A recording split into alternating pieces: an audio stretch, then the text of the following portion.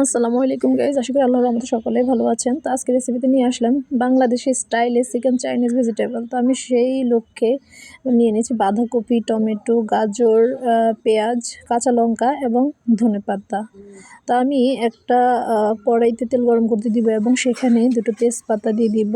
তেজপাতাগুলো দিয়ে দেওয়ার পর আমি আগে থেকে যে চিকেন ম্যারিনেট করে রেখেছিলাম, এখানে সব ধরনের মশলাপাতি দিয়ে আমি এটাকে ম্যারিনেট করে রেখেছিলাম হাফ অ্যান আওয়ার। এই মশলাগুলো গরম তেলে দিয়ে ভালোভাবে নেড়ে মিক্স করে নিব। এটা ভালোভাবে মিক্স হয়ে গেলে আমি এখানে কষিয়ে নেওয়ার পরে ভালোভাবে এখানে আমি গাজর অ্যাড করে দিব এবং আরও ভালোভাবে মিশিয়ে নিব।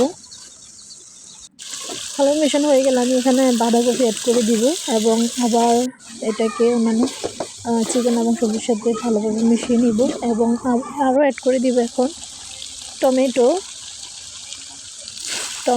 এখন আমি আবার ভালোভাবে চামচের সাথে নেড়ে চেড়ে মিশিয়ে নিব আর সাথে দিয়ে দিব পেঁয়াজ, যেটা আমি কিউব করে রেখেছিলাম, আর দিয়ে দিব কাঁচা লঙ্কা। এবার সবগুলো উপকরণ একসাথে ভালোভাবে নেড়ে চেড়ে মিশিয়ে নিব।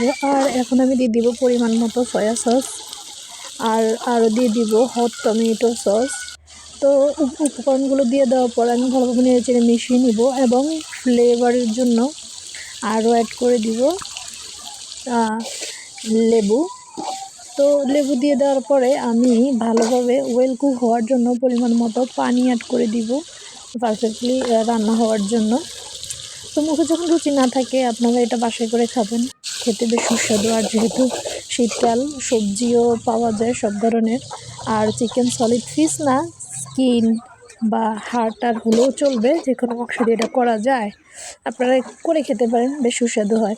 এখন আমি এখানে অ্যাড করে দিব কর্নফ্লাওয়ার, 2 টেবিল চামচ কর্নফ্লাওয়ার নিয়ে নিচ্ছি। আমি চাইলে একসাথে অ্যাড করে দিতে পারতাম, কিন্তু এটা থিকনেসটা তখন থাকবে না, তাই আমি বারবার করে দিব আর নেড়ে চেড়ে এটার সাথে সবজির সাথে মিক্স করে নিব, যাতে ভেজিটেবলটার মধ্যে থিকনেস ভাবটা বরকরার থাকে।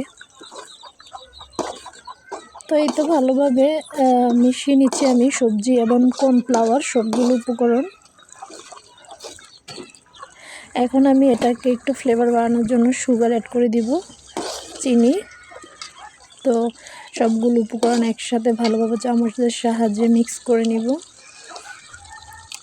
এবার আমি অ্যাড করে দিব ফ্লেভারের জন্য ধনেপাতাটা মিক্স করার পর আমি ভালোভাবে নেড়ে মিশিয়ে নিব এবং এটা ভালোভাবে অ্যাড করা হয়ে গেলে আমি এখানে আরও অ্যাড করে দিব গরম মশলা, যেটা আমার সিক্রেট তৈরি। তো এটা গরম মশলা দেওয়ার পর আর একটু হালকা চা করে আমি এটাকে তৈরি করে নিব। এই তো সুন্দর একটা কালার চলে আসছে আর আমার রান্নাটাও প্রায় শেষ। তো আমি এটাকে পরিবেশন করব। এটা খেতে বেশ সুস্বাদু হয়, তো আপনারাও ট্রাই করতে পারেন। শীতকালীন তো সব সবজিই পাওয়া যায়, আর সাথে চিকেন দিয়ে। ওয়াও, ধন্যবাদ।